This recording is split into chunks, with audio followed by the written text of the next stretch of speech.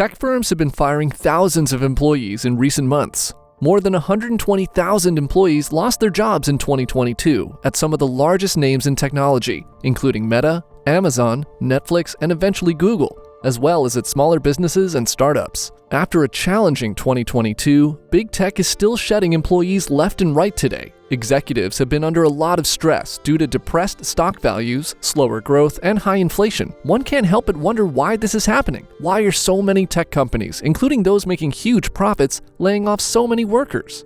The reasons are clearly unique to each organization, but there are a few major trends that are affecting Silicon Valley and beyond. The tech sector hasn't exactly gotten off to the best start in 2023. Since the second half of 2022, news about massive layoffs at major giants has made headlines, and it appears that things are only just getting started.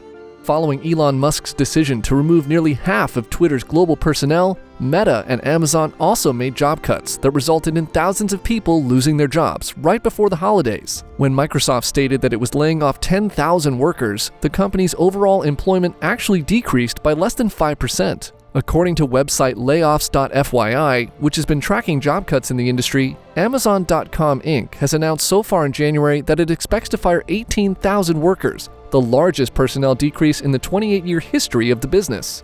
Also, more than 24 US-based tech companies, including Coinbase, Flexport, and Salesforce, have announced they'll reduce their workforce by 10% or more. According to Challenger's calculations, the tech sector boosted its announced job layoffs in 2022 by 649%, totaling 97,171, the biggest number since the dot-com crash more than 20 years ago.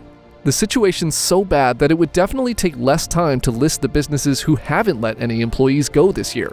But those that have include many more well-known brands, including Uber, Airbnb, Zillow, Netflix, Spotify, Peloton, Shopify, Stripe, and Robinhood.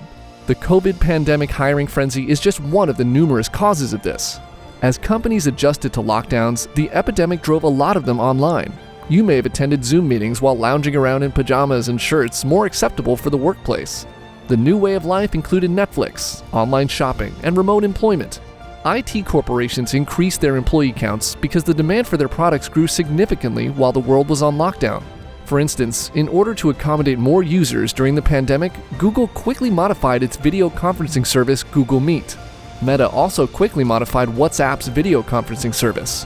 Companies increased their staffing levels as a result of the need for experienced workers, including product managers, developers, UI and UX designers, etc., to handle the rapid changes. Some tech organizations even accepted online employment, with a few highly rated businesses on Glassdoor offering totally remote or hybrid positions. With tech companies hiring like crazy for IT positions, we all thought it would stay that way forever. Unfortunately, since then the products have matured, and drastic adjustments are currently not necessary. So businesses are attempting to cut their staff in order to keep up with the times. Simply put, the pandemic may have caused businesses to hire quickly, but these personnel are no longer needed. It's evident that the future predictions made by CEOs like Mark Zuckerberg and Brian Armstrong of Coinbase weren't entirely accurate now that things are back to mostly normal. The fact that things are back to normal is another reason for the massive layoffs. This major round of dismissals is in many senses an attempt to right a previous wrong.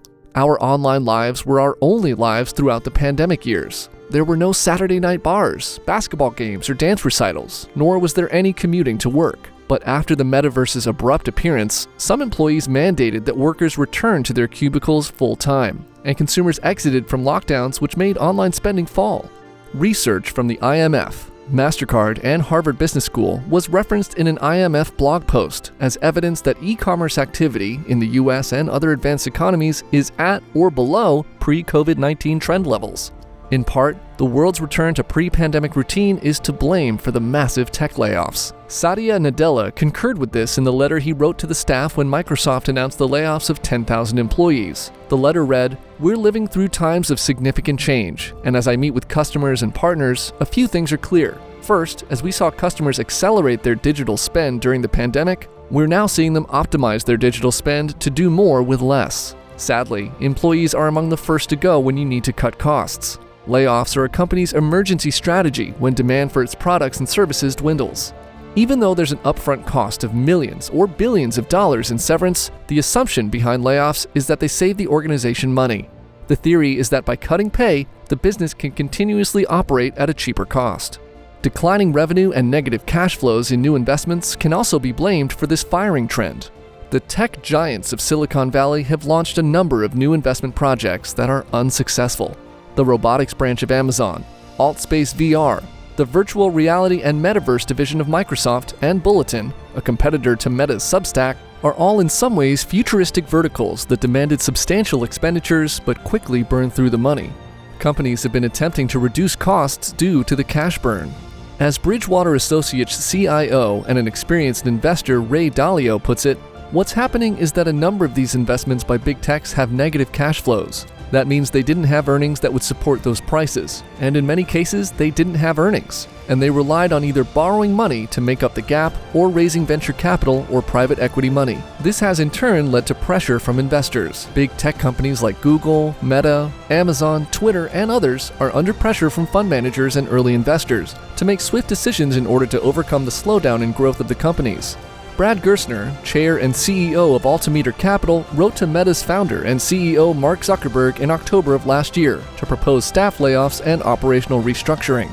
The letter read, "Like many other companies in a zero-rate world, Meta has drifted into the land of excess. Too many people, too many ideas, too little urgency. This lack of focus and fitness is obscured when growth is easy, but deadly when growth slows and technology changes." Now, if the tech industry's development prospects were strong, all these circumstances wouldn't necessarily be huge causes for alarm. The problem is that the near future doesn't appear to be very promising. The United States appears to be entering a recession, as has been reported for months. One of the first to call it out was Coinbase CEO Brian Armstrong.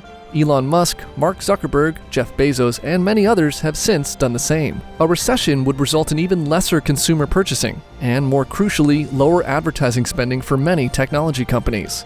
So tech companies must limit their investment in light of these impending challenges in order to survive the uncertain period.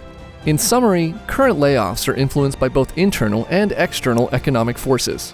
But all of the factors that force IT businesses to fire so many employees have the same objective: to reduce costs in order to keep the business afloat. People are saying we went from tech boom to tech doom, and according to experts, there will likely be more layoffs in the future, particularly given the current economic climate. We've learned from the epidemic and widespread layoffs that economic conditions can change suddenly. Even the CEO and the most solid businesses are not immune to layoffs.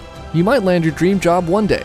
You might get a farewell email the following day from someone like Elon Musk. For tech professionals, the future doesn't always have to be bleak.